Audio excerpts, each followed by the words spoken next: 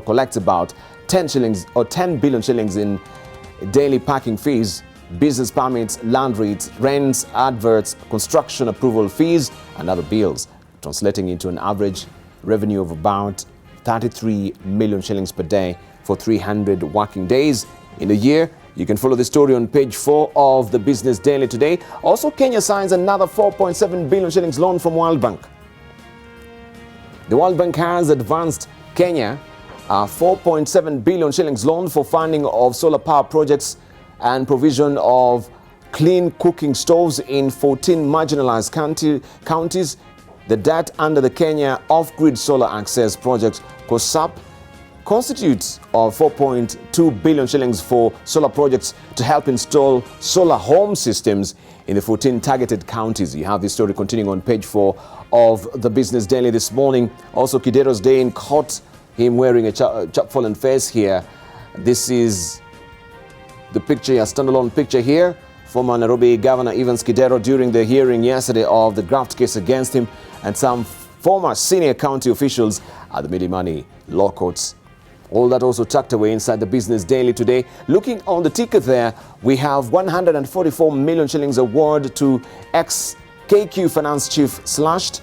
Kenya Airways has particularly succeeded in slashing the hefty 144 million shillings compensation that was due to former finance director Alex Mbugua after the Court of Appeal ruled that there was no basis in awarding 3 years' salaries for his illegal sacking. You have this story continuing on page 8 of the Business Daily this morning. Today's digit is 22%.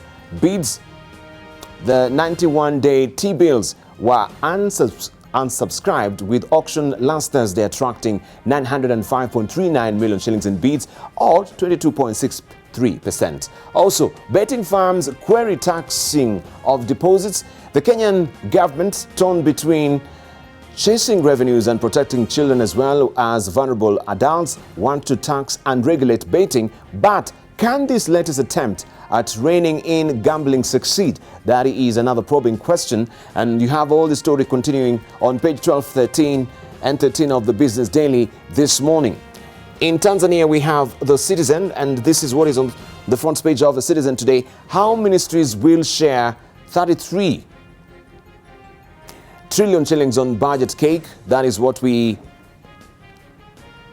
have as a splash. How ministries will share 33 trillion shillings budget cake. A simple calculation of the ministerial budgets approved by Parliament shows that the government plans to spend 33.03 trillion shillings in the next financial year, with 11.71 trillion shillings being set aside for development projects. This story continues on page 2 of the Citizen this morning. Also, landowners get 3 days to settle 12 billion shillings rent arrears. That is another story that you can follow on page 2 of the Citizen this morning. Tanzania banks issues alert on Kenya shilling after Bank of Tanzania's directive. The Tanzania Bankers Association has advised Chairman Mr. Abdul Majid Nsikela confirmed why they will not be. The order means those wishing to convert Kenyan currency will have to do it in Kenya. Kenya has rolled out a series of new currencies notes and set October the 1st, 2019 as the deadline for use of a current legal tender. According to the CBK Governor John Njoroge, the move was aimed at mopping from the market billions of Kenyan shillings in illicit flows or funds laundered through proceeds of corruption. And this story continues on page 2 of the Citizen. In Tanzania, just want to counter check something here on the front page of the Business Daily as well. And of course, you know, this matter is in court. That is a development also in that is a development also we do have there in Tanzania. It was not on the front page of the Business Daily, but the Daily Nation. That is a story that you want to follow there. Still, the matter is in court. It continues there, but we shall also be discussing this as far as security is concerned. Already we can see in the region, this is sparking some bugbears and fears as far as the currency conversion is concerned.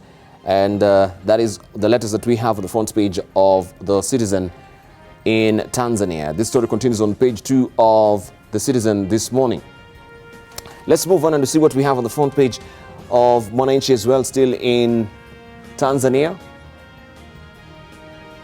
Kilicho waponza bosi TRA waziri. This is the splash today. Rais Magufuli asema Kakunda alishindwa kutafuta soko la korosho, kukutana na wafanyi biashara. Kwa Kichere aliyekuwa TRA ni kushindwa kufuata nyayo za Daktari Mpango kutofanyia kazi SMS. That is the story that we have here also on the front page of Mwananchi as well. Papa atoa wito wa amani nchini Sudan is another story that you can follow also on page that is page 23 of Mwananchi. But this seems not to be my latest as well as far as Mwananchi is concerned. Let me try and just pull out the latest there that we do have also on the front page of Mwananchi this morning.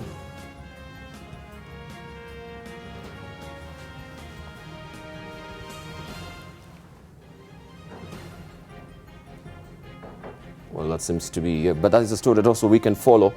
But still, that is a topical story that we can have this morning on the front page of The Citizen as well, and Mwananchi as well. Let's see what we have also this week. If you've not picked up your copy of the East African, this is how it looks. And also being to Wednesday, we shall be discussing a bit on what is happening as far as Sudan is concerned. As I've mentioned, there is a happy medium so far between the government and the mediators. That is not really the government, but the military and the mediators. We understand that we had Prime Minister Abiy sending some mediators to Sudan to try and solve the crisis.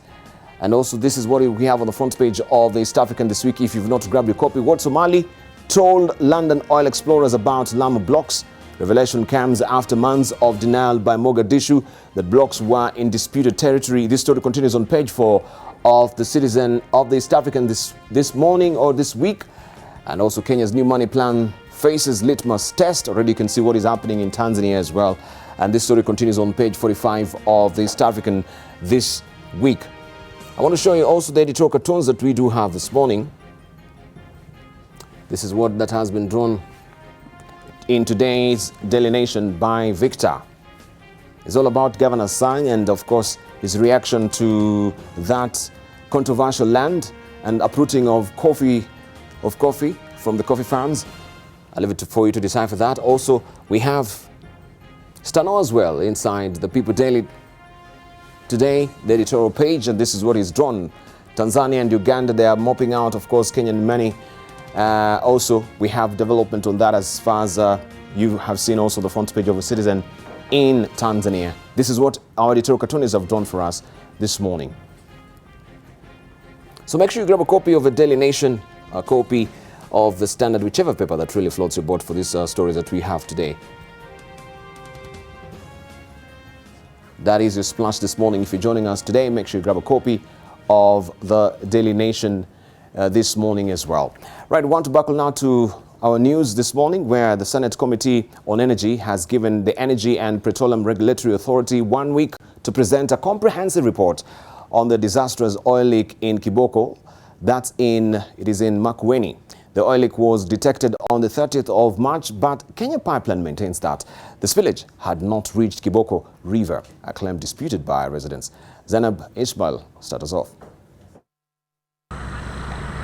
Residents of Kiboko in Makueni County will have to wait longer before utilizing water from the Kiboko stream as investigations continue to assess whether the oil leak from the 51 billion shillings pipeline from Mombasa to Nairobi had caused contamination.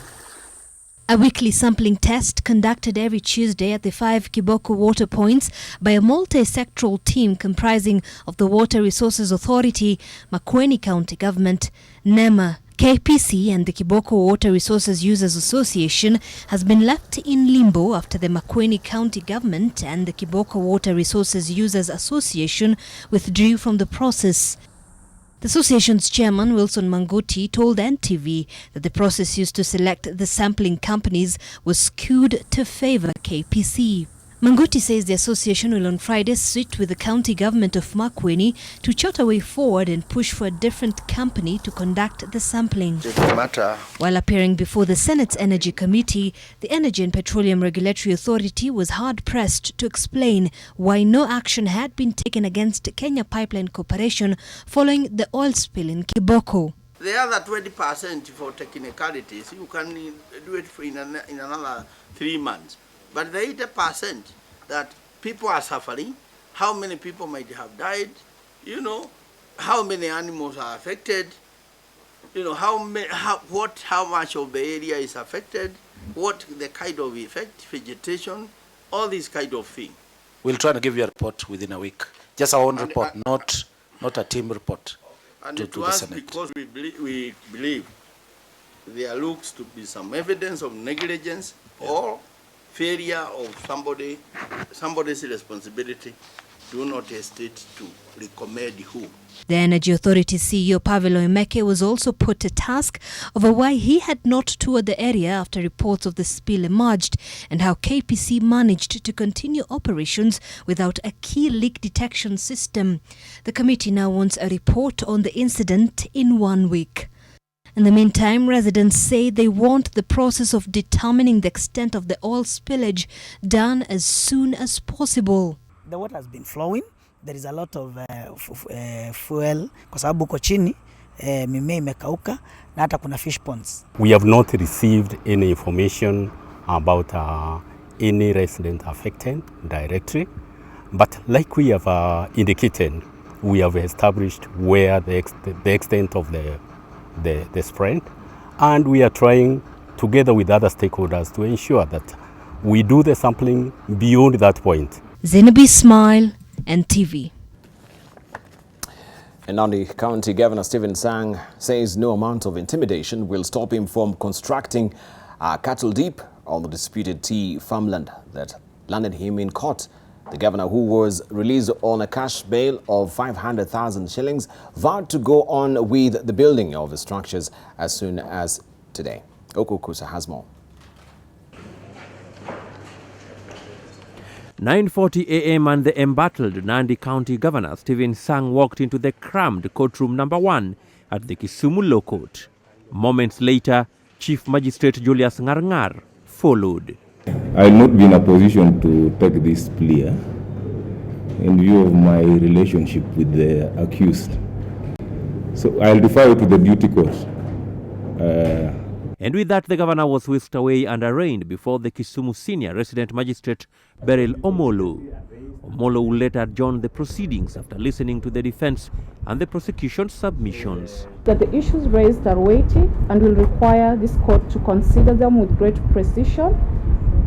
I will therefore write and give my directions at 3 o'clock today.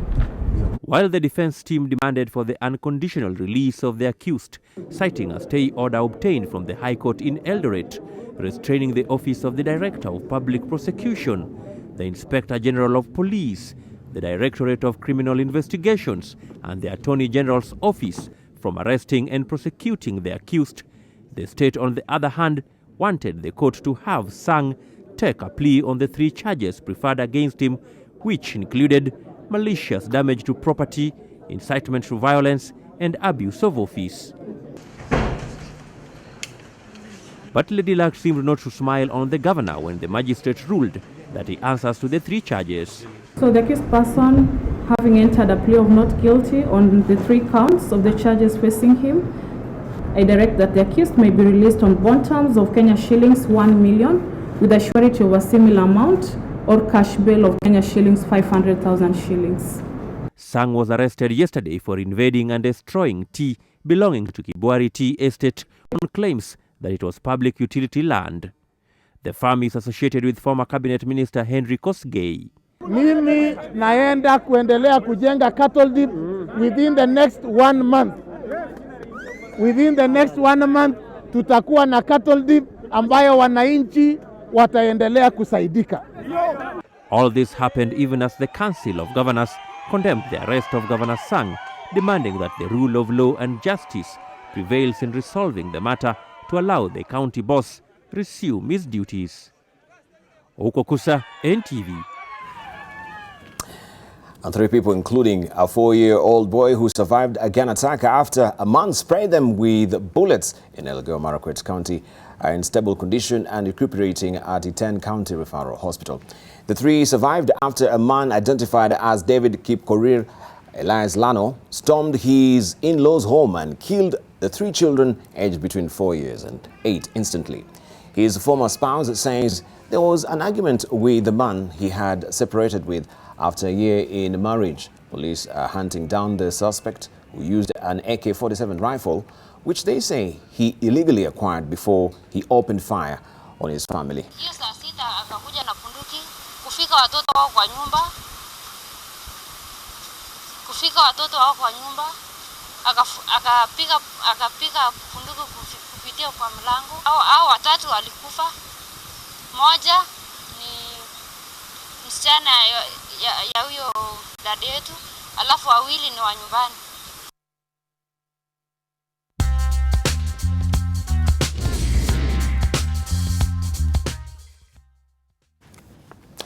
Let's see what is happening in Sudan. Protest leaders have agreed to end their civil disobedience campaign launched after a crackdown on demonstrators and resume talks with Sudan's ruling generals, according to an Ethiopian mediator, Mahmoud Drir.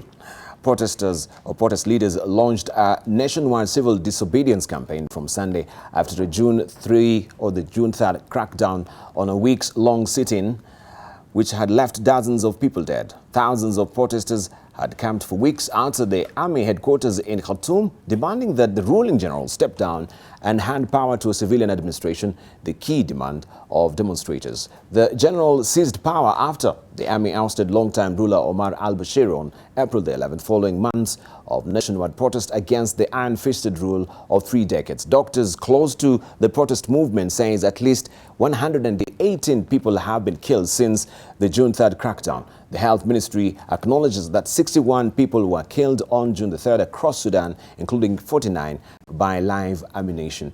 In the capital, that is Khartoum, the protest strike kept most businesses shut and residents hunkered indoors in the Sudanese capital on the 3rd day as top U.S. diplomats prepared to visit to press the ruling generals to halt a bloody crackdown. The 2 sides have also agreed to refrain from inflammatory statements and de-escalate tensions. The Transitional Military Council has agreed to take confidence-building measures, including the release of political prisoners. The FFC, on its part, has agreed to call off the civil disobedience on this day of Tuesday, June 11, 2019. Lieutenant General Abdel Fattah al-Burhan, the chairman of the Transitional Military Council, all the members of the Transitional Military Council, and indeed the representatives of the Forces for Freedom and Change. The Special Envoy has also exchanged views with other political groups and personalities in the Sudan. And of course, that story also was tucked away inside the East African on page 5. There was a probing question: will Abiy succeed in peace mission to Sudan? PM is seen to be acting to prevent a possible outbreak of chaos that could spill into Ethiopia as host to refugees. And you have the full report given here about this development. So this announcement that has just been made then really typifies, yes, there's something that is really happening on the ground so far, and maybe it is yielding results so far. We shall be discussing this with the panelists as well this morning. But I want to draw your attention to also what is on the front page of the Daily Nation. Beginning on the program, we say that we shall actually look at what is 6. You can see here down, that is the person, the university student that was trying to actually get through State House yesterday and was shot on the shoulder. Standard has picked this as the main splash today, and this is how it looks. Troubled life of intruders shot at State House. Security scare. Family recounts history of mental disorder that drove Brian Berra to raid the president's residence on Monday evening while armed with a knife. This story continues on page 6, and he had posted this on Facebook. Tomorrow, quote-unquote, I attacked State House, read one of Brian Bera's Facebook post on Sunday. And that was the time that that particular incident happened, the time Brian was shot by a presidential guard. And 7 is the number of past intruders caught at State House. That is a story that you want to follow also inside the Standard on page 6 as well. Maybe just to hear from our panelists this morning briefly about security breaches, especially where we have heightened security like State House, heightened securities around the world like the palace for the Queen. We know also that has been breached. The White House also in the USA has been, of course, security has been breached as well. Good morning again, Dr. Hassan Kanenje, also joining us, Professor Peter Kagwanja, and also Dr. Mumunzao as well. Let's just begin with you, Professor Kagwanja. I think in whatever state one is, yes, if you're wielding a weapon of whatever description, yes, and you're moving towards a security, or rather an area designated as a security compound, the responsible response by those involved would be to ensure that nobody is hurt, and including, of course, the person, if they are deranged or they are not in the best of the minds. But how do you know until they are apprehended? So it has always happened. You do know for sure that in all assassinations in the United States, behind them, we are told, is a madman. So you cannot take anything for granted. Abraham Lincoln was basically assassinated by somebody said to be not to be in the best state of mind. And you can quote other examples across the world.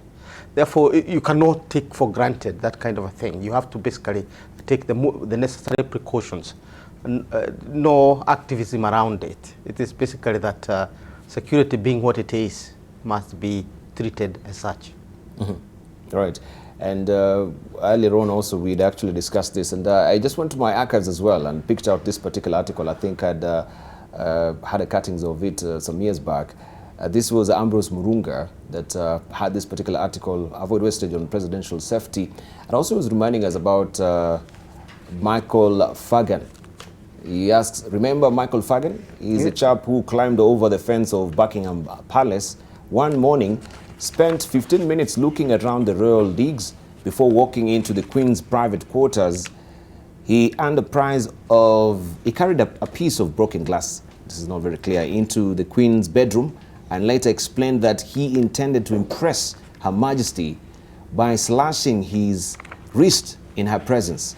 The Queen was alone, so Michael sat on the side of the Queen's bed and the two exchanged small talks. In the meantime, the Queen pressed a concealed alarm button to summon palace security, and I cannot really, it's not very legible there, so I'll leave it there. But it just gives you a snippet of what really happens. It's not just in State House, but also at the Buckingham Palace as well. We have this security breach. But how critical? Because even this particular Michael Fagan made his way to the Queen's bedroom. So the Queen's he's waking up and he's seeing there's a man sitting on his bed, a stranger sitting on his bed. Dr. Momozao. That's right. One thing is it's not good to dramatize some of these things, and this one, in fact, need not be blown out of proportion. This is just a young man who has been troubled, most likely, and the security personnel were well aware of what he wanted to do, and all they did was just bring him to safety. And they did it well, and so on. Professor Kagwanja was talking about a man who shot at President Lincoln. He's called Wilkes Booth, John Wilkes Booth, that time. And there were other factors around it. So there are many intervening variables that would cause people. So it's only that it stands out because, it's State House and so on, but there are always security. And again, technically, it's not good to say security breach. There was not a breach. A breach is a technical term, but it's just an incident, and they happen every other time.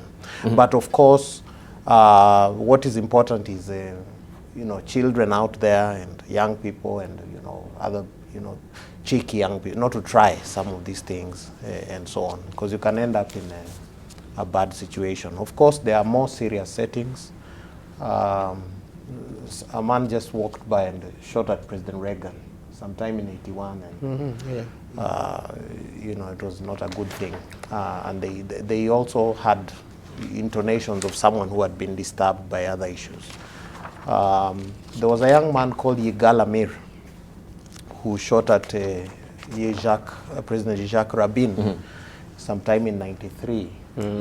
And this one was, someone would go and read the Torah and say, our president is talking to enemies and so on.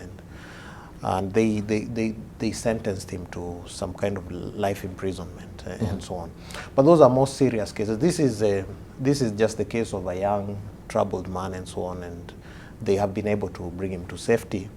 And therefore it's not interesting anymore now to sort of dramatize and to report some of these. But we've had 7 attempts on State House as well. Are they learning lessons from this? That's all right. Actually, that is also a testament that we treat State House as the people's house. And so in some countries, presidential palaces, or the walls of presidential palace, you can only see them on TV because you can't even get close. With us, we can get close enough that we can actually start climbing the wall. And part of it, because we are a democracy and the State House is the people's house, we've not closed off State House Road, for instance. We can still drive by. So it's not really a cause for worry. I don't think he was anywhere near posing a threat to the President of the Republic of Kenya. And incidents such as these ones have happened, are likely to happen again. But I think what this also demonstrates is perhaps we need also to invest a little bit more in the mental health of our young people. He's supposed to be a fairly promising kid, 5th year student in mechanical engineering. That is something that's being left out. Is what really happened? What is going on with these kids? Are we doing enough? Do we have any mechanisms to make sure that we actually examine them to see that they are proper? Do we have any counseling that goes on in the universities? Because mental health is not something we invest very heavily in this country. And it's not just the students, including even some of our men and women who come back from war. Yeah, as in this is something we have to, because it's likely to happen again. It's going to happen in the future, that one I can guarantee you. So it's not about whether it's going to happen. It's not a breach, as my colleague just mentioned. It's just that people have access to the wall of State House and they may actually climb it anytime. And of course, you have security to neutralize that. So I don't think the big lessons to be learned, except that if, in fact, it turns out that these young people, and most of them, they are fairly young, they are having mental issues. Is what are we doing? What programs do we have in place to make sure that our young people are actually taken care of, or people with mental illness are able to be given the services they deserve? Right. Yeah. So it really also showcases what is really, and I'm happy that we are taking that angle as well, because it is just pointing towards the crisis that we have as a country on the mental health issue as well. Because we had even a discussion here that amongst the 4 of us, 1 of us is likely to be mentally ill, or could be mentally ill. One. So 1 amongst every 4 Kenyan, 1 person is actually not mentally stable as well. That is according to a recent report. But we can actually just also hear from you, Professor Kagwanja, as well, as far as mental issue is concerned from our students. It's not just the students, of all the killings that we've had recently, the spate of killings, the femicide that is happening in this country. There should be a national conversation on this. I think we need to draw from scholarship. And there is a lot of it lasting now almost 3 centuries with accessible information. Emal Durkheim was basically arguing that the richer we become as a society collectively, the more the cases of suicide come, and therefore the rise of the first industrialization in the 18th, 19th century literally was accompanied by mass suicide across Europe, more than humanity have ever experienced before. Now, in this country, we have never been richer, and you're going to be shocked by the figures that are going to emerge in the budget tomorrow. As a country, we have never reached over $3 trillion. By the time President Kibaki, I think, was leaving office. $3 trillion? No, 3 trillion. 3 trillion shillings. Sorry. Shillings. Shillings. I like the dollar. You like So the 3 trillion shilling over indicates that we are really at our best as a country in terms of our wealth. When the former government was leaving office, I think we were shy of a trillion. We will not even reach the trillion. Now, at the same time, as a country, we have never been so poor at the base. The ordinary Kenyan is possibly at their poorest.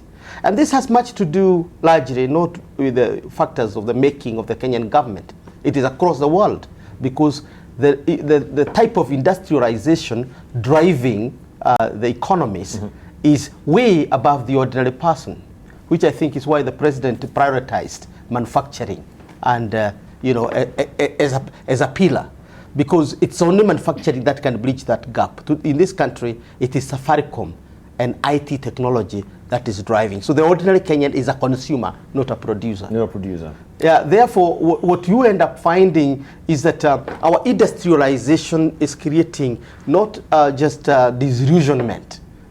We talk about the youth bulge. 70% of our people are young people.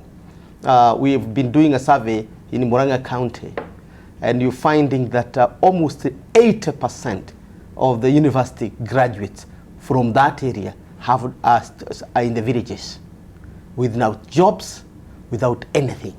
One old man called me from my village and told me, Professor, save me. I asked, what is it? My daughter is saying enough is enough. She cannot stay in the village again. So we had to quickly look for internship for the young girl to leave the village. Now, what we're saying is that it's not just mental illness per se, because we've not had a war, and wars are the ones that create mass trauma. What we have had is a slow, or what you call low intensity trauma within the country, that you can't make ends meet. In the university, perhaps you have not even had a meal. You've got to go for lectures. You've not paid your fees. Your parents have called home and you are told this is happening. You are already above 18. You think you are responsible even for your family. You can't do it. So there is this sense of helplessness. A help of that I am not doing what I need to do. I'm no longer useful. Husbands come home. You don't have rent. You don't have this. So that's why we have mass suicide. We have people killing each other, somebody waking up and slashing the whole family and writing suicide notes. So it has much to do, I would argue, with the kind of industrialization we are having, which we are calling the third industrialization. Yeah.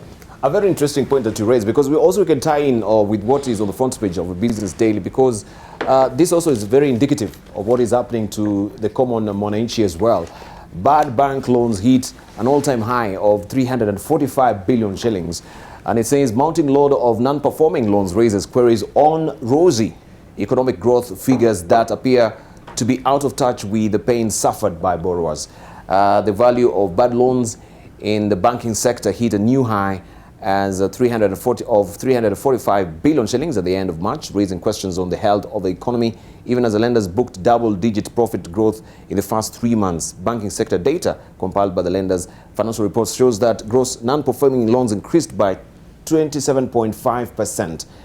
Just tying in with what you're saying, that yes, the jobless growth that we are having, the youth bulge, and the youth dividend that is not being tapped right now, many of them graduates in the villages right now, but tying them now to the labor market is a different kettle of fish altogether. This is also indicative, as I've mentioned, of what is happening to the common mwananchi as well, that yes, we have all these loans, but you cannot be able to service the loans anymore. There is not much money, disposable income actually to try and just maintain your life or to service the loans that you've taken. So is the economy really growing in tandem with, mwananchi?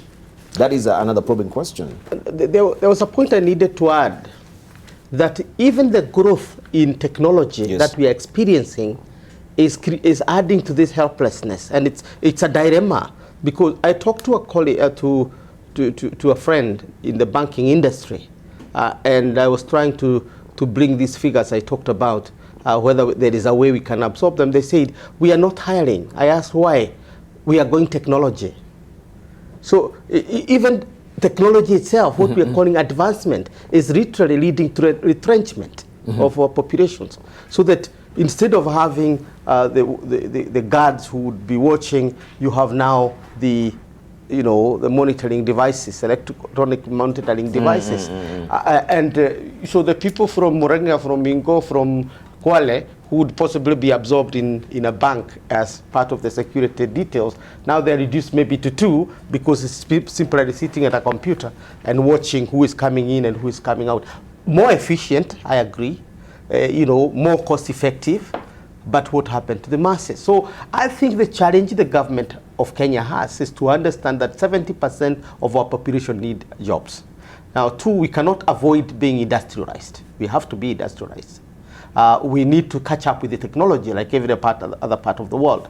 But how do we bridge the gap between this fast industrialization, which is completely out of touch with the ordinary mwananchi, except when they become the consumer as buyers of airtime and other things, and the coffee industry, the tea industry, the maize industry, the cotton, the wheat industry, and other sectors that are producing for us, avocados, the market. What are we taking to the market? And when you look at the wars between China and America now, they're talking about the G5, and they're counting billions of dollars, or perhaps trillions of dollars, that are going to be generated by the 5G technology alone.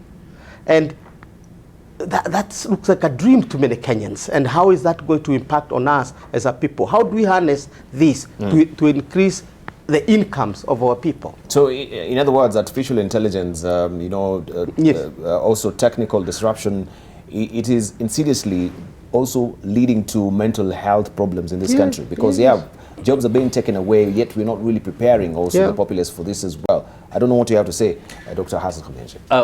I think that will allow me to bring in something else. Courtesy of the Interfaith Alliance for Safer Communities, I was invited to moderate Global Security Forum high level in Bratislava, Slovakia. And the theme of the forum was navigating through disruption. Navigating through disruption. Exactly. Yes. Disruption we're talking about.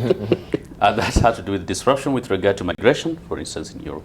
Disruption to do with regard to emerging threats of terrorism and extremism, disruption to do with protectionism, disruption to do with technology, cybersecurity, disruption to do with other issues that have emerged that are actually challenging the system generally and the way it is, to do with the push and pull between the East and West. And it's very helpful that you actually raised that point, because one of the takeaway was, while other countries in the world, which of course, apart from us who were the only Africans there, Africa was not sufficiently represented, you have a genuine sit down and contest of ideas and sharing about how, especially the countries in Europe and the United States, for instance, their transatlantic relations, they are going to respond to the emerging challenges that are affecting their communities, which I think as a country and as a continent we should also actually be having such, if not attending such, at least have our own version in making sure that we navigate the emerging challenges. The issue of the 5G was actually also raised, and potentially creating a lot of opportunities, but also has a disrupting effect. And of course, you see what Washington, how it has responded to the Chinese 5G, because while it may create opportunities, it's also likely to create other challenges. Now, for us, how are we positioning ourselves, for instance, to benefit from the 5G? Or are we simply going to be very cheap consumers of the 5G technology? How are we positioning ourselves to deal with the other problems that are emerging with the world, and opportunities are being provided? Because we always celebrate new technologies and stuff like that, but really, what role are we playing in it? How are we benefiting from it? So this is a debate, and it's part of the debate that we should actually expand, and hopefully, based on my own assessment even of the just concluded Global Security Forum, which of course discussed among other issues, things such as climate change and issues of terrorism and extremism that we face, it is important that we are part of that discussion. It's important that we take a lead on this continent as a country in making sure we chart a way. And now if the African countries which are not willing, we have to find a way of making sure we still take the lead and make sure that our country is actually at the top of it. Because outside that, we're simply going to be complaining and we see other countries make progress as we fall behind. But it's also important, one of my other takeaway, that any issue you're grappling with, other countries are grappling with it too, just in a different way. Now, if we can't allow the sharing of minds and ideas and be able to borrow the best practices, it's going to be a challenge for us because we are not an island. You know, we live within a larger international or larger global community in which we need to engage actively to make sure that we collectively address the disruptions of the 21st century, which of course are current and they're happening and they're going to continue. All right. Okay. So, yeah, Debarl, let me just make an just briefly, then we'll take a short break.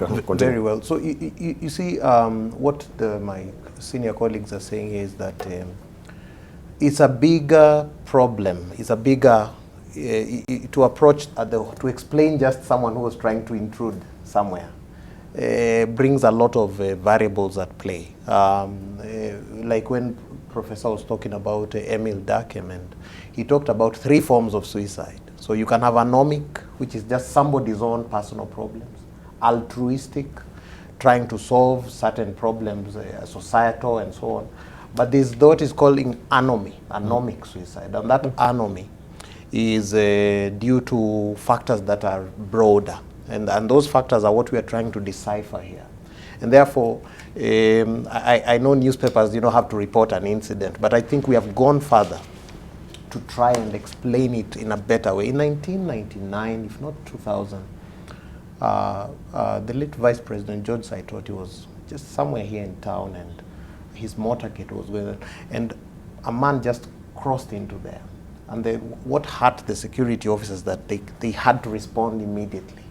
And the man was hurt in the process, and he passed on, and you could see the pain, because they wanted to bring him to safety, but their reaction had to be instant, because he just got into the motorcade, and there was no time. But when they realized that he was mentally disturbed, it really got back to them. And so you can see, in reaction to this case, everything is done according to the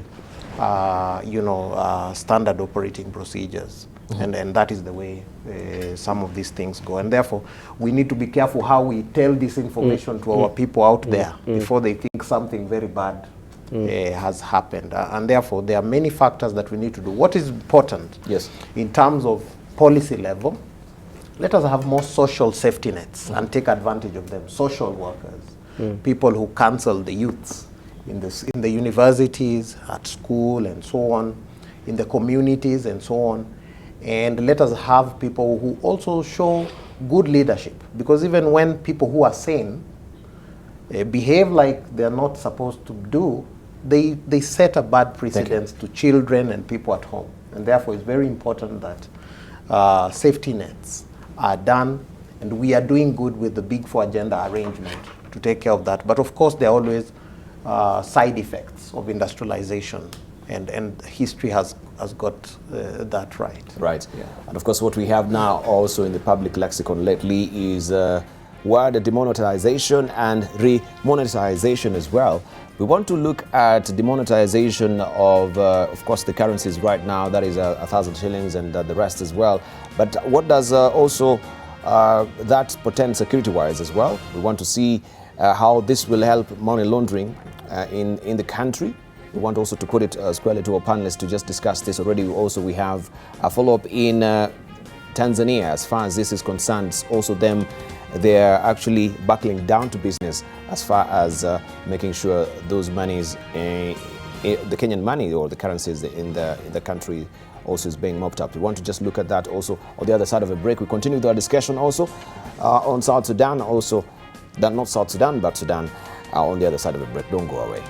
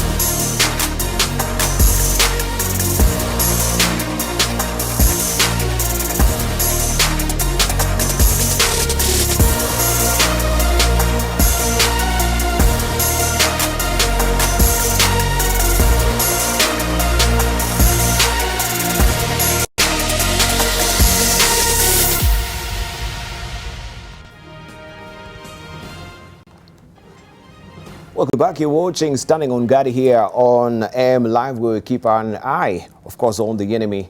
All matters security is what we talk about every Wednesday. And I'm holding court today with the CEO of Africa Policy Institute. This is Professor Peter Kagwanja. Also, we have the director of the Horn Institute. This is Dr. Hassan Kanenje, and also Dr. Mumonzao, who is a governance and security strategist as well. Getting regrets also from Dr. Werunga Simiu and Abdul Wahab Sheikh this morning, so they could not be joining us to continue with the conversation as well.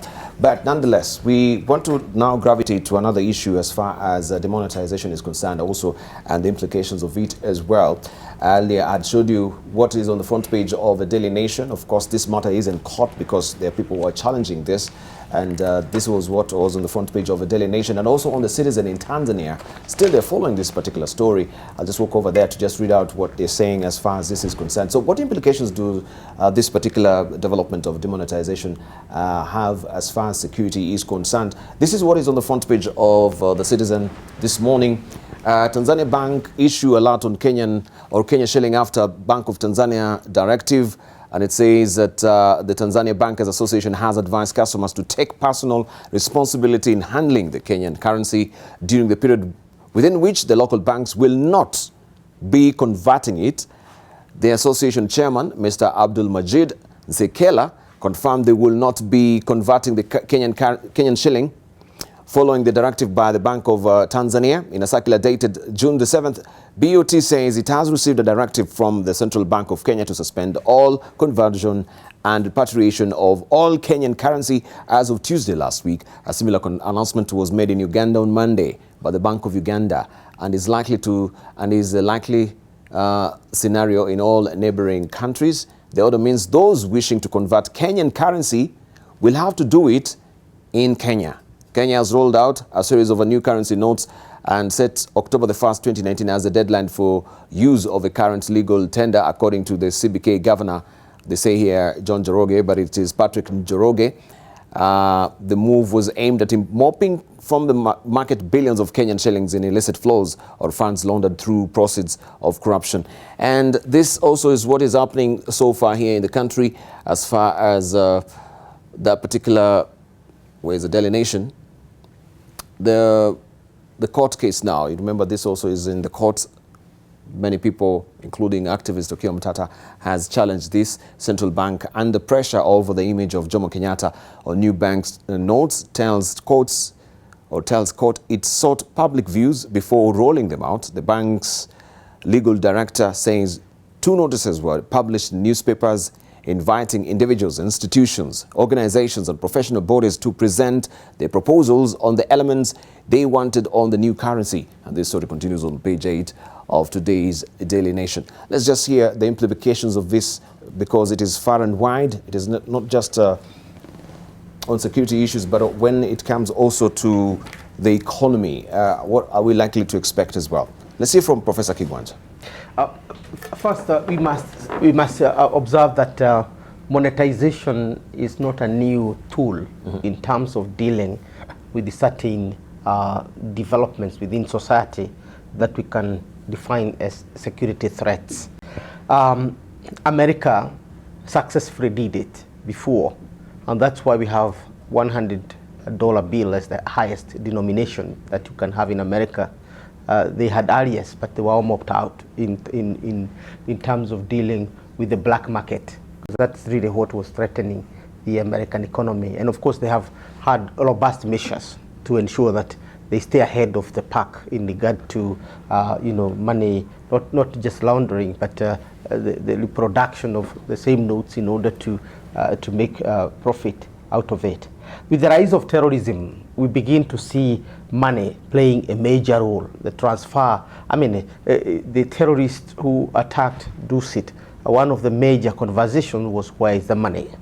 And money has to be transferred to facilitate these whole processes. We are told that illegal or illicit financial flows, the amount from the Becky Commission or the Becky panel within the African Union that is tracking down the illicit flow is more than we need as foreign development assistance, either from the West, from China or elsewhere. In other words, if we are able to plug these holes and ensure that there is no illicit financial flows, we don't need any assistance from outside the world, outside the continent as a people. Obviously, the commonest association of this particular strategy of demonetizing or removing certain denomination of notes from the circulation is the issue of corruption.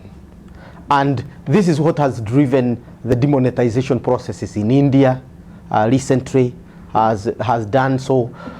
And in a sense, in Kenya, you can begin to see that it's basically trying to deal with a lot of money. Somebody says, and this might be gossip or it might be truth, that a third of money is in certain storages elsewhere, and this much of this money is 1,000 notes, because it reduces the space where you're keeping it. But I think also the 500 note needed also to be put in that category, because it is big enough to facilitate this kind of corruption. So what's the point?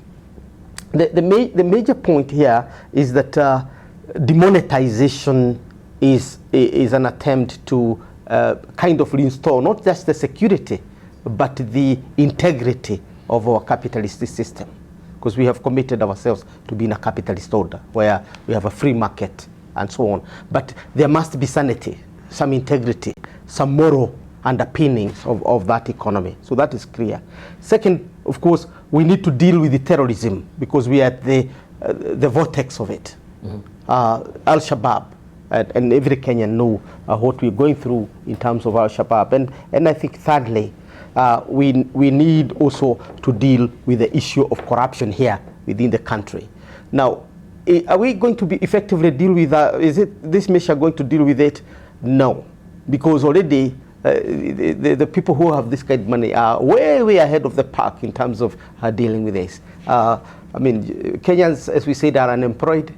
You just need to get 100 of them and tell them, for every 1,000 note you take to the market and bring back to me as a new note or old note, I'll give you 100 shillings. So it's a new business that's going to thrive.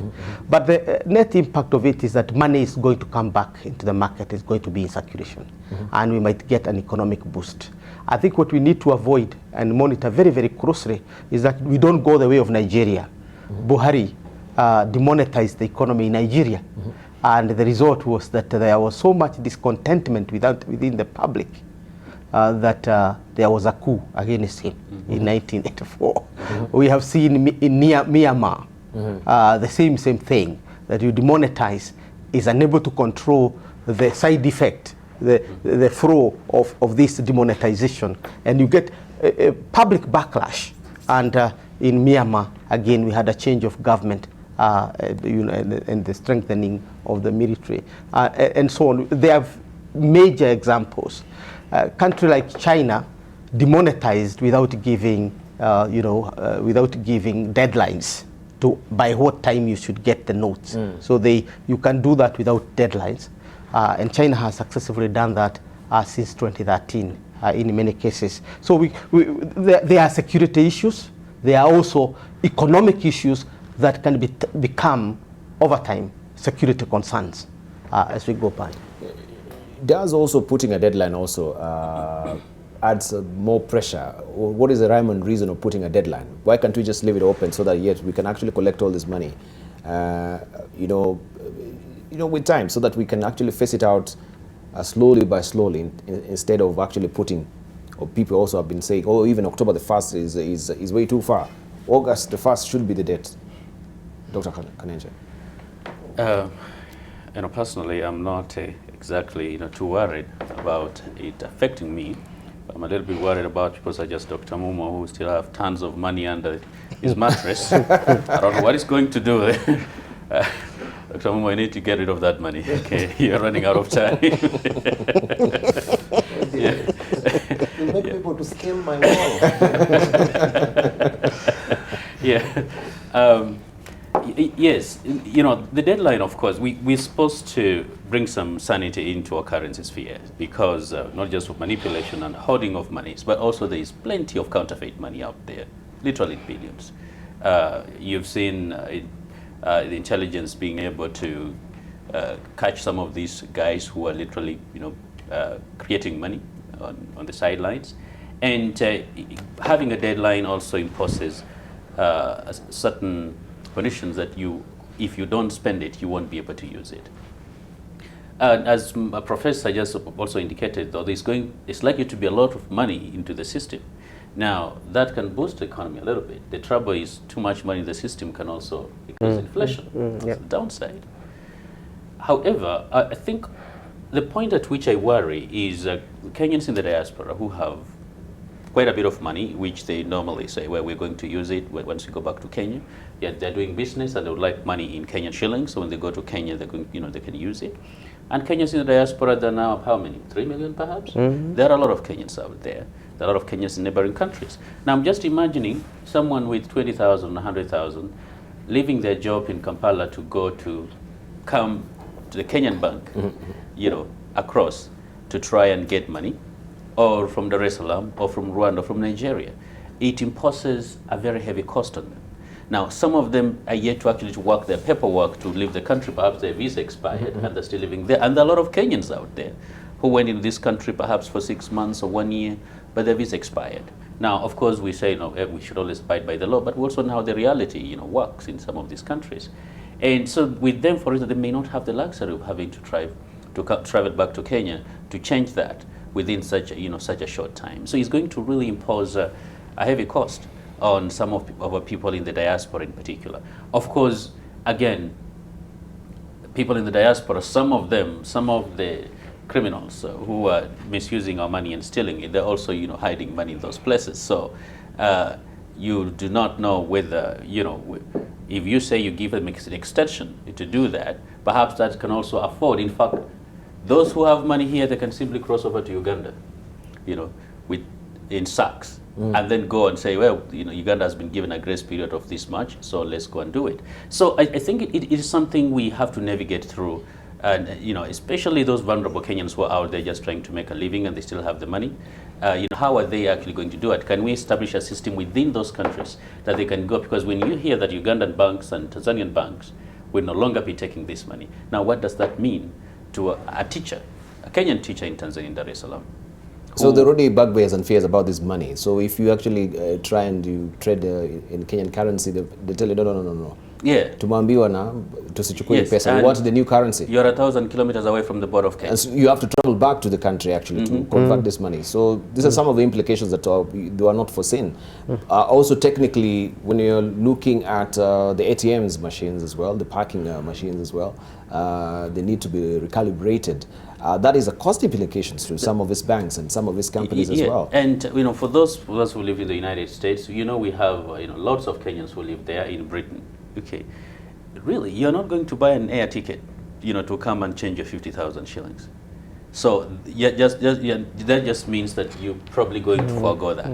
You just assume you've lost that money, And a lot of us, when you're there, you keep some Kenyan money, in case you land, you may need some money because you don't know what is going on. And so there are lots of millions, literally probably billions of money with Kenyans who are earning an honest living, who are working very hard, who are actually bringing back a lot of money to this country for development. And so if we can establish a system for those hard-working Kenyans out there to be able to convert it from wherever they are, okay, even if it's one center, to have a chance to do that, I think it's going to be helpful, because then we're not going to lose out. But we have some of banks here which are regional, could also that facilitate maybe the exchange of his money as well. I trust they could. Yeah, the equities and the KCBs around regionally people, Yeah, well, the Kenyan money is basically circulating in the region very well, and from Eastern Congo to Equity Bank, I think have branches even in Congo now. We've gone to Zambia and other Southern African countries. So I think it's the central bank and the countries that have gone regional or working together to mop up this money. But the point he's making about Kenyans, I don't think Kenyans, if I was a Kenyan living abroad as I have done before, I wouldn't keep so much Kenyan money, because the only thing you need is about 3,000 to 5,000 for because where you need it is the taxi when you arrive home and you want to go. If you have to go straight to Bugoma, then it means that you can keep 10,000 and so on. So I know a friend in Switzerland who called me and told me, what are they saying we do with this money? I said, how much do you have? I have 30,000 because that's usually what I need to do this. I said, you know, there are those, but if somebody with a huge amount of money in America, I think that's not fair even to the country. So you need to find a way of getting it back here. But I also think that it's not going to be very difficult. I think the issue is elsewhere. The issue is that people are afraid of submitting this money because it will make a statement on one, whether you are tax compliant. Are you paying your taxes? If you put 100,000 into your account today, where is it coming from, and have we paid taxes on it? The other issues is, does this money reflect that you are being involved in illegal business or illegal transactions, part of what we're calling the black market? 3, is this money counterfeit? Is this genuine or is it not genuine? So the fear is that a lot of this money might not find its way back into the circulation, because somebody will have to weigh the odds and say, do I need to have it there? Legitimately, you can walk into the bank today and deposit that money. So it's not a big issue. Even if the deadline was given as Friday, or 2 weeks, you just walk into the bank and get the money.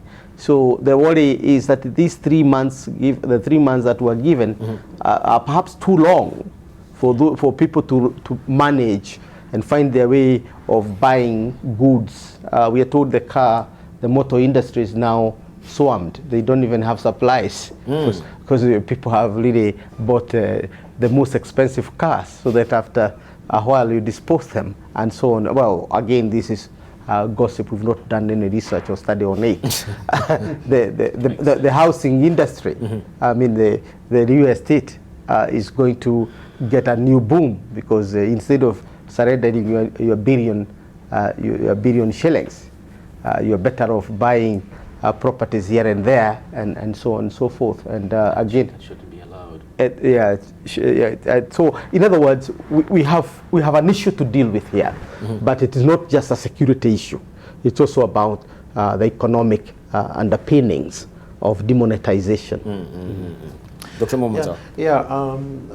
I think my colleagues have handled, what would be now the fundamental issues. And I think the fundamental issue is that central banks are very well informed. They know, in fact, the number of notes, one by one, that are in an economy. And they know how many are around the world out there. The Federal Reserve Bank in the United States knows how many single note dollars are out in the world and so on. They know. And they know the serials. And you can get to, I think, some notes that are fairly old, like if you have is it $20 bill, and it's maybe of the 90s. When you're exchanging, it gives you slightly less, because it's and you'll find in places where people trade, even in some of the airports out there, Abu Dhabi or wherever, they'll want to get rid of that, give you that, so that they can get newer notes. It's not criminal. It's just that that's the way the central banks have calibrated. Now, what people are missing is that the Central Bank of Tanzania has done it at the request of the Central Bank of Kenya. And the Central Bank of Kenya is doing it for reasons. They know why they said up to October and not July and so on.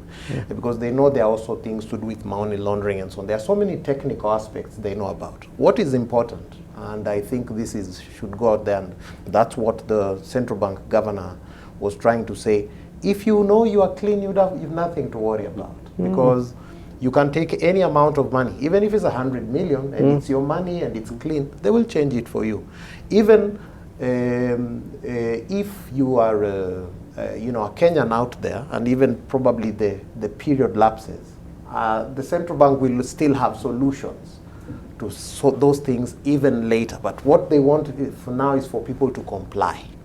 and do the right thing so that they make sure they can hit their targets. So we cannot preempt and try to think what the central bank, there are so many tricks the central bank is doing. Remember, including the World Bank is normally consulted, and other institutions, regional banks, they talk to each other and they know sometimes where there are problems and so on. And this is going to help the fight against corruption. Sometimes you can suffer a little bit of an isostatic readjustment, like what is happening now, but to secure long-term stability of the economy. So there will be a little bit of a shock. And that's what is all this talk around here is taking us and all that.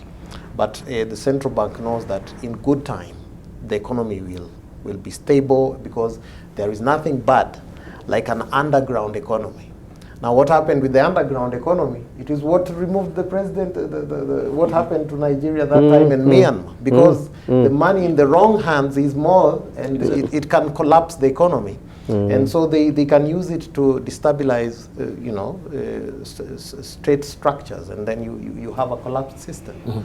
So there is no way an underground economy can be allowed to take precedent over the mainstream economy. And that's what the central bank is trying to do, so that we are stable in the long run. Okay. All right, so we can actually sum it up, unless you have anything to say, Peter Kongwanja. No, not really. Just to say that I think the challenge on a more humorous note is how to dismantle the mattress bank. We want because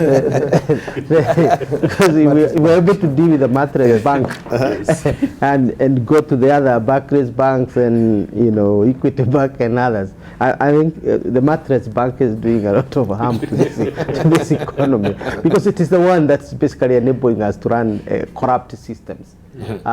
Why would you want to keep those billions and so on? Now, also, the final point is why we have this problem of mattress bank. It's basically for the convenience of politicians, because you want on Friday to have as much money as you need to run your campaigns. And the whole idea of building war chests for political campaigns is basically what is fueling corruption, or what we can call kickbacks and related matters. And therefore, at this hour, when we are trying to having a build-up to 2022, it's very, very important that this policy works. This demonetization policy works. And it's going to save us money, not only in terms of what is going to be brought into the bank and the kind of information that is going to be reflected in the money returned, whether it is coming from corruption or where it's coming from illicit flows, or whether it's part of the counterfeit. But we are also going to stop, at least for a while, the flow of arms, because you now have to deal with the money you have, because you cannot now acquire more when you already have problems with what you have. You have to concentrate with dealing with the problem at hand, waiting for the future. So politics is one of the major, sources or other bastions of this mattress bank, and we have to dismantle this mattress bank. Yeah, and again, Debarl, you know bad people who are planning bad things, like terrorists and money launderers. They don't like to be known that they have accounts and such things that are mainstream. So those are the people that of course have to be stopped. And one of those is if you have a weak economic, a weak monetary system that is not well policed and managed, then they can take advantage. And therefore, it's very important that that this takes place. Right. Thank you. Right. You have to say something, Kaneja? Yes. There's another aspect that we actually haven't talked about, and that is drug trafficking. A lot of times it deals with cash. It does not really go through the bank. Drug trafficking. Yes. And I think even we have a serious problem in this country. Yeah. Let's just deal with that, because on page 4 of the Daily Nation, this is what we wanted just to discuss as well. If we may just pick it up. That is, Kenya shuts Somalia border as new secessionist group raises eyebrows. That is on page 4 of the Daily Nation this morning. Kiunga Post in Lamu closed to block routes for smuggling, terrorist and human trafficking. And it says the fears are over. New secessionist outfit benefiting from contraband trade have fueled Kenya's swift move to shut down its border. with Somalia. Yesterday, the Kiunga border point in Lamu County became the latest to be closed as Kenya authorities argued they were blocking routes for smuggling terror merchants and human trafficking as well. So, ghosts from the past, you also have there at a glance the new move to ban trade and movement of people in Lamu. Some officials told the nation in confidence is meant to forestall a repeat of a shifter war, a conflict of the 1960s, in which the Northern Frontier District, supported by the then Somali Republic, attempted to secede. The Prime Minister Jomo Kenyatta declared a state of emergency in the area in 1963 after the Northern Province People's Progressive Party masterminded attacks on government installations. Nairobi then responded with a violent crackdown that only ended after a pact with Somalia in 1967. So this new Frontier District Independence Party, and there has been also, fears about the Mombasa Republican Party as well. We've seen some of the leaders also supporting the resuscitation of these parties as well. I think I would see this as one of the excesses of the media. Excesses of the media? Yeah, because this thing appeared yesterday in social media, and when it came up, I called some of the colleagues that I know in the systems, and I asked, how genuine is this particular story? They say this is somebody who simply is trying to catch the eye of the public. Now, secession means you are moving from a bad situation to a better situation. Already we have, if you look at Somalia itself, you do a quick anatomy of Somalia, nobody would like to secede from Kenya and go to Somalia, because where are you going in the first place? Exactly. We have problem with Jubaland. We've had just the chaotic election in Southwest. Puntland, nobody want nobody in Puntland want to be with Mogadishu, and the government in Mogadishu is whatever Hishabere. Somaliland want itself to secede, to be autonomous.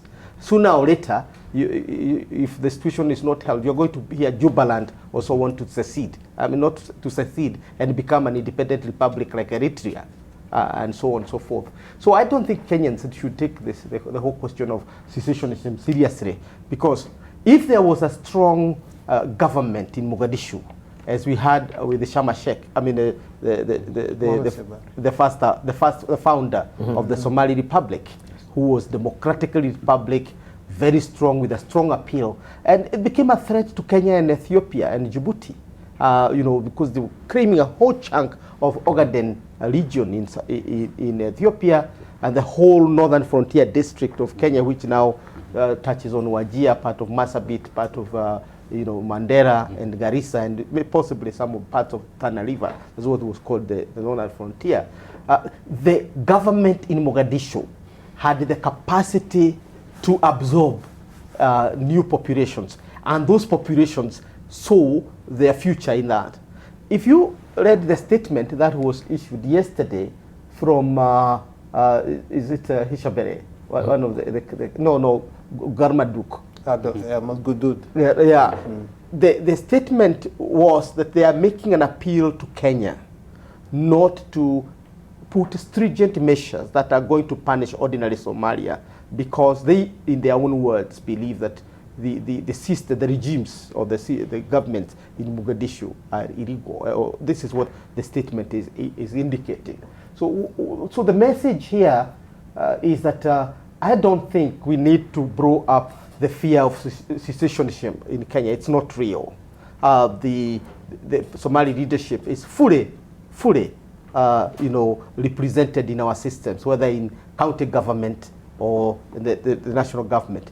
You've not seen what we saw in the 1960s, when no MP, nobody could be in the Kenyan parliament at those days. Remember, it is actually our section of the Somali that has championed our foreign policy towards Somalia in a very, very positive and constructive manner, including the role Kenya is playing in the stabilization of Somalia, has been backed very, very strongly by our Somali population. So if you allow me to get out of my decorum as a scholar and say that this is fake news, What is fake news? This is what is a fake news? But the bigger thing is, if you put out the secessionist agenda, maybe the border has been closed. There is actually a serious implication to this as well. Why don't you want to also comment on that? The closing of the border has much to do, or not really the closing. The border is not closed. I think it's really, we have in Wajir, if you look at the tag, we have what we call Wajir International Airport. When you are going to China, if you are approaching China from the south, you get through Guangzhou. And Guangzhou is an international airport. That's where you get the stamps of entry. The same case with South Africa. You can enter South Africa from Durban, from Cape Town, or from Johannesburg, depending on which direction you're coming. Now, I don't think it is really extraordinary to have a station in Wajir International Airport processing our income. The same case with Ugandans, maybe processing their things from Kisumu, if that is necessary. But Uganda is part of the East African community. So I would not see that as a success measure. The border is not closed. It is controlled, tightly controlled. And there are security reasons for that. Okay. Yeah. Let's hear from Dr. Hassan Khanenje. The fact that we're talking about secessionist is not that this is a secessionist per se that is being, perpetrated or maybe through the media. This is the ideology of this particular party. Maybe we need to uncouple that, because I think also you're throwing in a lot of a confusion, Professor. When you're talking about that, yes? So that you just bring clarity. Let's hear from Dr. Hassan Khanenje. I think perhaps to assist Professor in what he was trying to talk about fake news, perhaps he was referring to news that he doesn't think is newsworthy. Yeah. There's something that's not newsworthy, and so we're making a big deal out of it. Now, the reasons that were given were for closing, or so-called closing, is smuggling. It was not because of this group, and I think it's explained here that those smuggling contraband items from Kenya to Somalia and vice versa will have themselves to blame, for this. So this is not the reason that's being offered. Now, the social political party, we've had irredentist movements in this country, and others. It's not going to be the first one. We had the Suburban Defense Forces just the other day, not too long ago. We have, Pwanisi Kenya group. Of course, it fizzled out. Now, it is true that right now this is not a big security problem for this country. However, I think to perhaps try to look at your point further is the implication that such messaging may, or the risk that it may start sinking into some people, that type of ideology, and at a time when we are facing increased threat, from Al-Shabaab. Because part of recruitment has been, especially in the so-called the former Northern Frontier districts, like we are marginalized. You call yourself Kenyans, but look at how you're living. The truth is, a lot has changed in the so-called the former Northern Frontier district. It's not what it was in the 60s, 70s, 80s, or even in the 90s today. There are roads all the way to Mayale, right? Yeah. This is something you used to take several days just to get to Isiolo. And so the lot that is changing. But how many years has it taken to have these particular roads in these places? Yeah, it has taken, but better late than never. It has taken a long time. The truth is, it's actually much better off than when. But the sense of marginalization has always been with them for the longest time. It will take time also for that to go away. And it didn't start with the colonial, with the independence government of Kenya. It started with the colonial government. There are lots of parts in Turukana, and you go in Lokchogyo there. Those people don't even know they live in Kenya. They say, I'm coming from Lord, I'm going to Kenya, understand? And they're not seceding, to any part, or we want to become independent. Two, it's not even something can be viable. As Professor was mentioning, secede to where? Okay, where are you going to go? But so we cannot underestimate, of course, also the veracity maybe of this particular political parties, because we saw also the Mombasa Republican Party was giving us a headache for a while. Isn't it? And some of his comments they are posting on social media, we cannot even also underestimate, the extent of the damage they can actually, put the country in, right? Because just to read some of it, because Professor is saying, oh, there's no issue of secession here, but look what they're posting, and they're saying on Sunday the group. Maybe just read before I go to the statement. On Sunday, the group posted on Twitter a message rallying members to support a separation of the counties from Kenya into an independent country, this time stopping short of saying they will join Somalia as the pre-independence demand was then. And he's saying, quote unquote, we are a social political party that is proposing an independent republic of NFD, free from Kenya and free from Somalia. The group said in a statement, this movement is a result of a continuous oppression from Kenya and Al-Shabaab. Al-Shabaab attacks KDF, KDF attacks innocent NFD. No more, the group added without substantiating. So when we have statements, we shouldn't, do we take them seriously? No, Debarl, look, those are not good statements because they are being made by people who are not with the country. They are probably negative forces, probably talking on behalf of bad things like Al-Shabaab and so on. There is no secession going anywhere. There is no secessionist. We have counties. There is nothing like that going on. In fact, Justice Willie Mutunga told Mombasa Republican Council, because there's nothing called Mombasa Republican Party. Yeah, council, yeah. To become a party itself, just become a party. There's nothing wrong with that. Just become a national party and seek power and make claims upon authorities within the mainstream. So there is nothing like that. I don't know why this kind of talk, but the point is that what I can pick here is that at the county levels, the county police commanders and so on have just put in more stringent measures in terms of some of the governance spaces or governance vacuums that are across the border. And it's a way of just making sure that goods, people, persons, and goods and services and so on don't mix with other bad elements because of the situation there.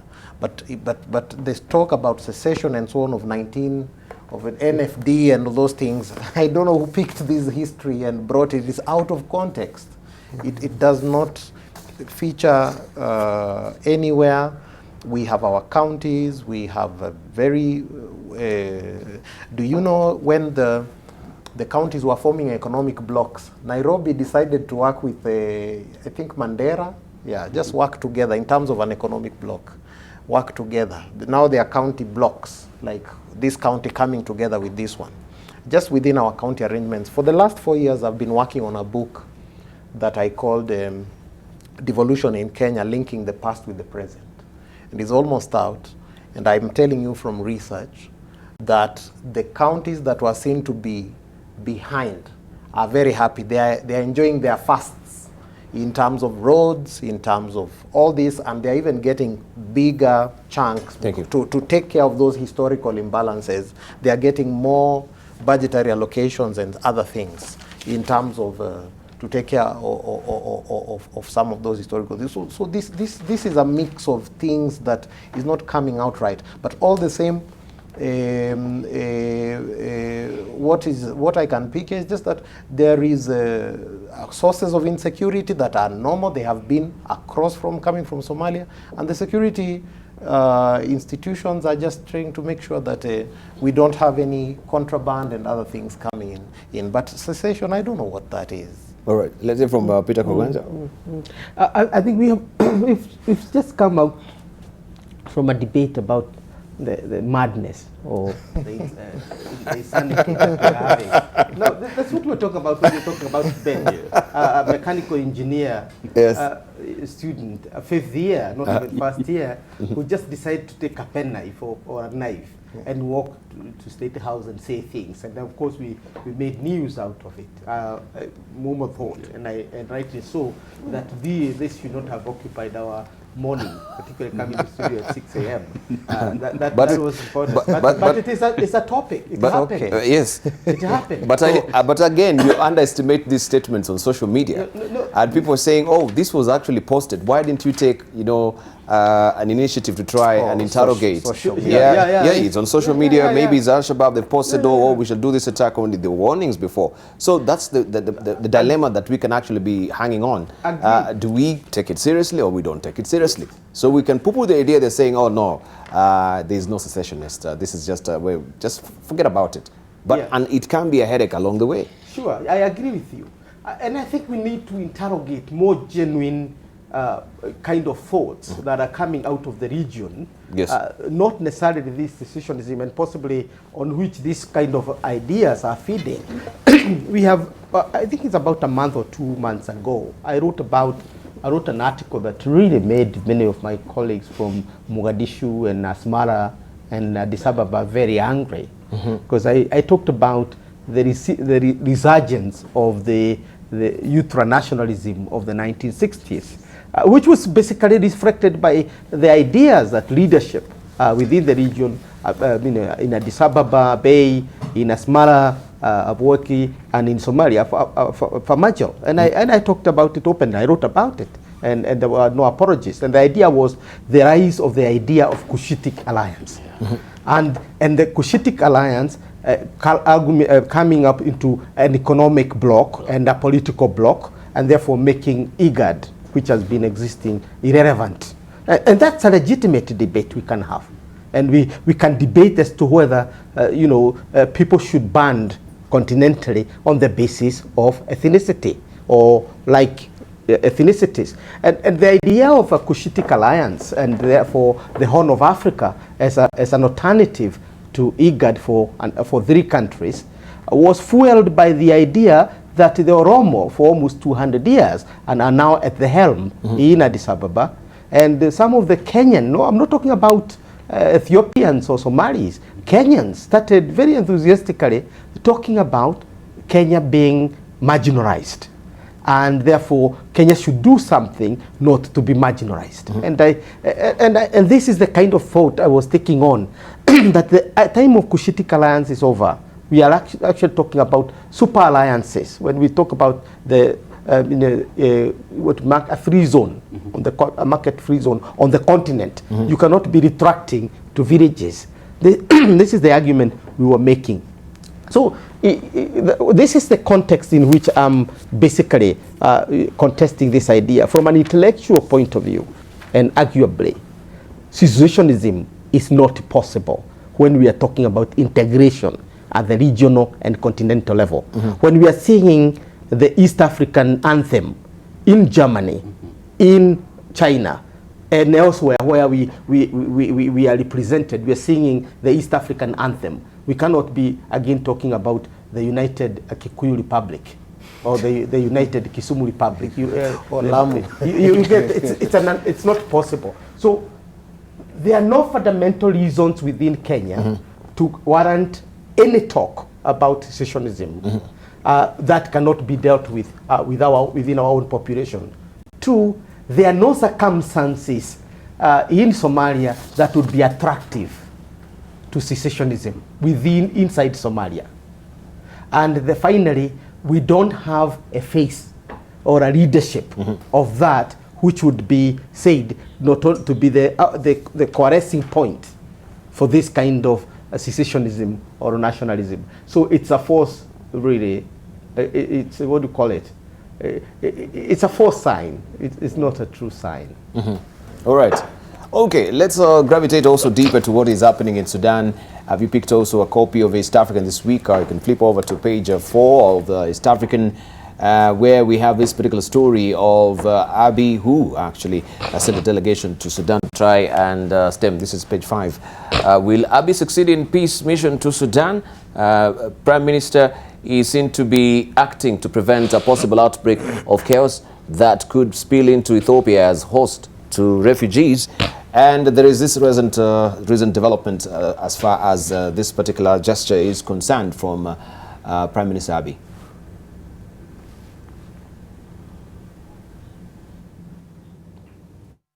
The two sides have also agreed to refrain from inflammatory statements and de-escalate tensions. The Transitional Military Council has agreed to take confidence-building measures, including the release of political prisoners.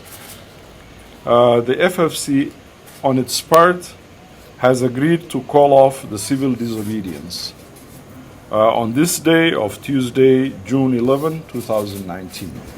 Lieutenant General Abdel Fattah al-Burhan, the chairman of the Transitional Military Council, all the members of the Transitional Military Council, and indeed the representatives of the Forces for Freedom and Change. The Special Envoy has also exchanged views with other political groups and personalities in the Sudan. All right, we want to hear from our panelist. Is Prime Minister Abiy succeeding?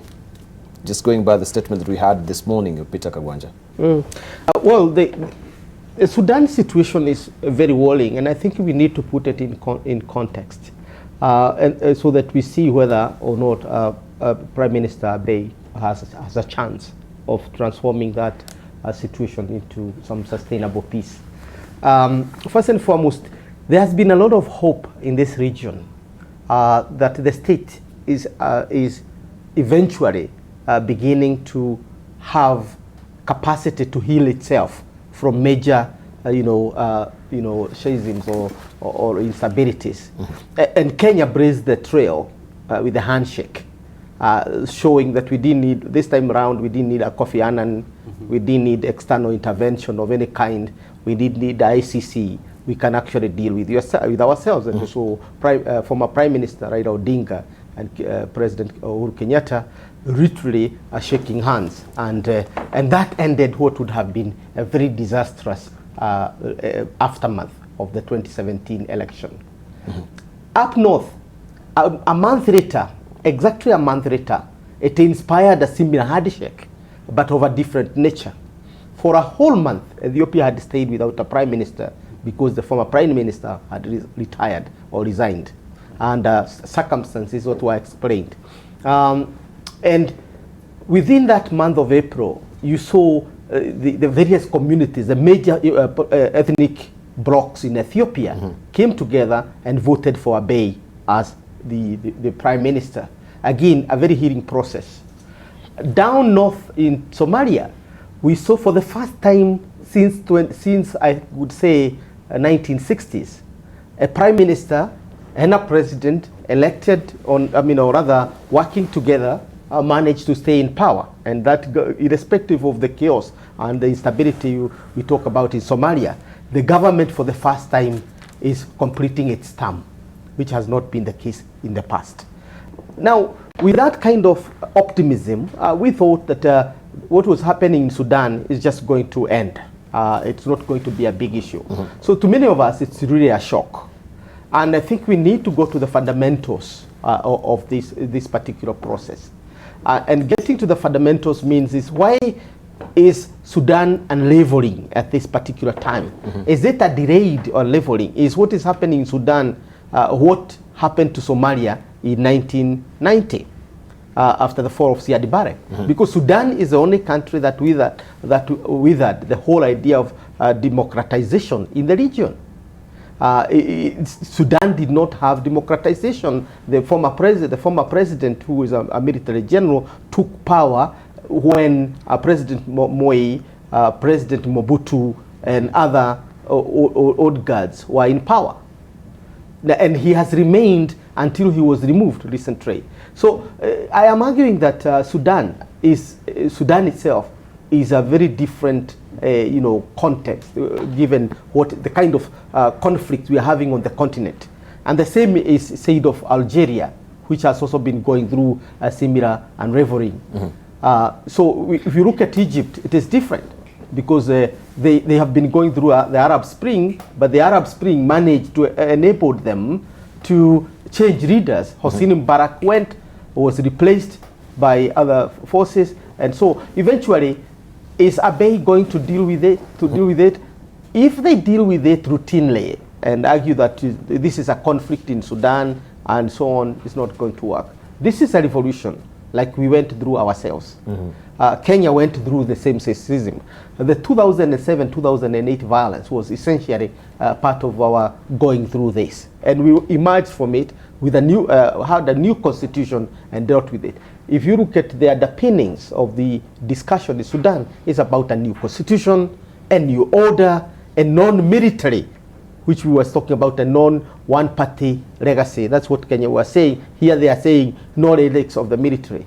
The big question is, can you safeguard the unity and stability in Sudan without a compromise between the old and the new?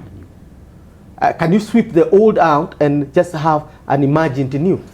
Egypt is telling us that that is not possible. Correct. Because the Egyptian stability is based on the military, which has had a huge experience in governance. At the same time, they have to give room to democratization, which is why Al-Sisi would subject himself to election. We need to see that kind of a model. Right, then. Konenje.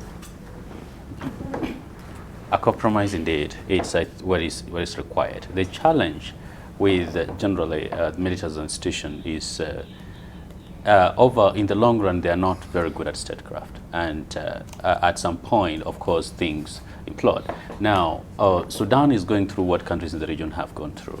It's unfortunately just Johnny come lately on the table. The challenge, though, is power never cedes itself willingly.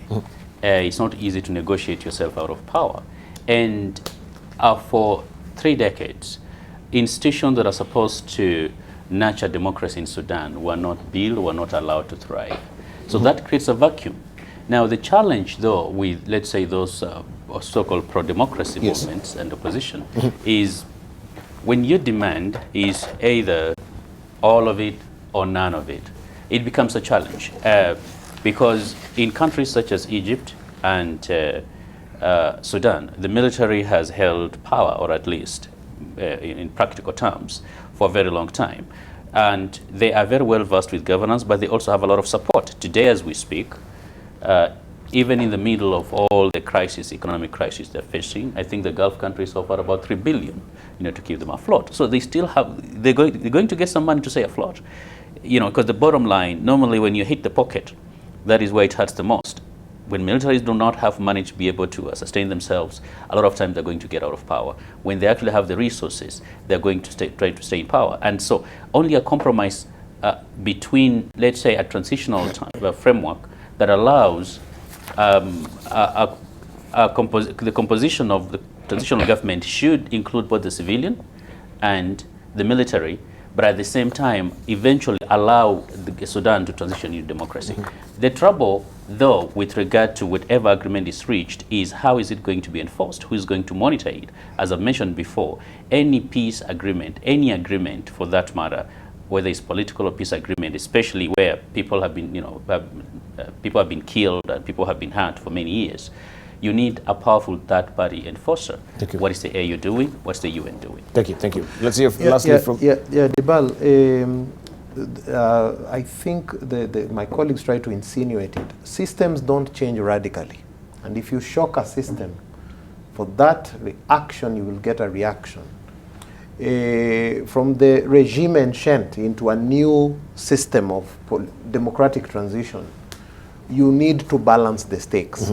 And they started off well, as though, and you could tell the people who are talking in Khartoum, even the side of the activists and the civilians and so on, they had good leaders who seemed to have very nice language in terms of the negotiation and what they want. But the violent way is a bad route, is very dangerous, because it just destroys the country. It will create another Libya. And the Egyptians realized you cannot live in Tahrir Square forever. The same people you are removing from power had to come and tell them, you're just destroying the country, and we have to show you leadership, because they don't know. My fear is that if there's someone controlling events taking place in Khartoum from outside, and other people, spoilers and other people to interfere, then there is danger. The other part is they negotiate as if they want to hold very hardline stances and the stakes are too high. They might go the violent way and it will not solve. So we need, it's not about Prime Minister Abiy. In fact, he needs to get more people on board. Thank you. So that they can work together. Otherwise, the situation needs to be handled well, lest it destabilizes the region and so on. Right, thank you. Professor Peter Kagonja, Africa Policy Institute CEO, thank you for coming through. Also, Dr. Hassan Konenje, who's the director of the Horn Institute, thank you for coming through. And Dr. Momonzao, who's a governance and security strategist. Thank you for coming through this morning. We appreciate this cogent discussion we've had on security this morning as well. I'm winding up with just one or two tweets right now. We have Masai girl, saying no, the root cause is economic frustration, alluding to what happened to the university student yesterday. Also, we have Justin saying he did what majority of citizens would wish to do. Honestly, Punda amechoka. Also, we have Adolwa Henry saying demonetization is a good idea. However, this should be further strengthened by attaching an expiry date to banknotes. This will reduce future mattress banking. And we have Kagumba saying, if not solved amicably, then the minute border disputes can easily escalate to big wars. Sobriety in sorting out this issue is needed. Thank you very much for also your contribution as well. I want to thank our panelists as well for that discussion and for your valued company as well this morning. And Just News in Uganda also is reporting an Ebola case. A 5-year-old has tested positive for Ebola in Uganda, the first cross-border case since an outbreak began in neighboring Democratic Republic of Congo last week. This is according to World Health Organization, so beware.